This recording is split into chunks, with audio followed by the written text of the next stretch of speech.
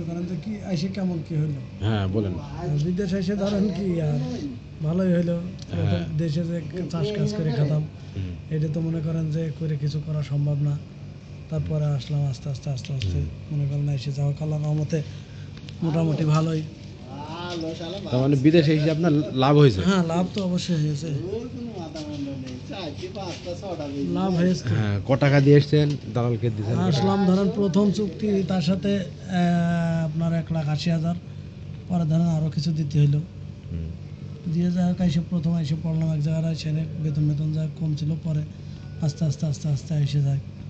যাক, বিদেশে এসে আপনার ভালো হয়েছে, হ্যাঁ, বরঞ্চ ভালো হয়েছে। আপনি ক্ষতিগ্রস্ত না, হননি। না, না। তাহলে আপনি চান এভাবে আরো বৈধভাবে হ্যাঁ, বাংলাদেশে যেমন বিদেশে তো- আসুক, এসে ইনকাম করুক, ওই টাকাটা বাংলাদেশে পাঠাক, এই তো? হ্যাঁ, এই আর ও, কি। তাহলে আপনার আপনার নাম?